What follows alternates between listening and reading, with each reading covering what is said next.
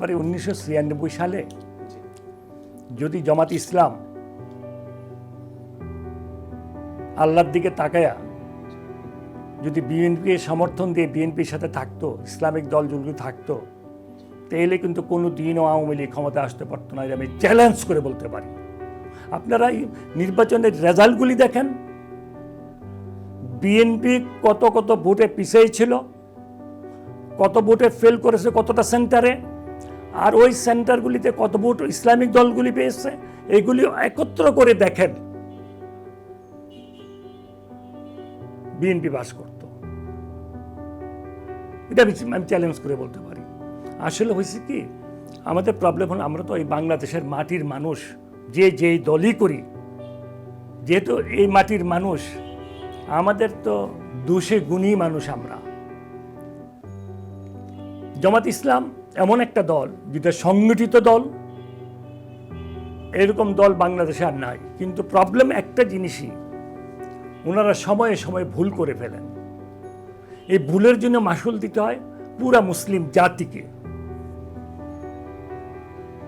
এবং ওনারাও মাসুল দিয়েছেন 1993 সালে। এই ভুল যদি ওনারা না করতেন, তাইলে ওনাদের যে সমস্ত আল্লাহর অলিগুলি, আল্লাহর অলি বলবো তাদেরকে আমি, যাদেরকে হত্যা করা হয়েছে, বিচারের নামে হত্যা করা হয়েছে, যিনি শাহাদাত বরণ করেছেন, ওনাদের শাহাদাত বরণ করা প্রয়োজন হতো না যদি সেদিন জামাত ইসলাম বিএনপির সাথে মিলে নির্বাচন করত। এটা হলো কি, আমাদের মুরব্বীরা, জামাত ইসলামের মুরব্বীরা তো আজকে নাই, তবে যিনি আজকে দায়িত্বে আছেন উনিও ভালো মানুষ, উনি জ্ঞানী মানুষ। তো প্রবলেম হলো কি, শয়তান তো পিছনে আছে। শয়তান তো নবীদের সন্তানদেরকে পর্যন্ত প্রচারণা দিয়েছেন। শয়তান মোস্ট পাওয়ারফুল। শয়তান তো কাজ করতেছেন। এখন শয়তানের কাছ থেকে বাঁচার জন্যই তো আমাদের প্রচেষ্টা, মুসলমানের প্রচেষ্টা।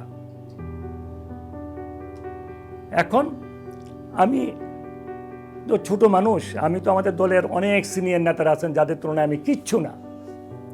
ম্যাডাম জিয়া দয়া করে আমাকে দলের ভাইস চেয়ারম্যান বানাইছেন, আল্লাহর রহমতে, এটা ওনার মেহেরবানির দয়া।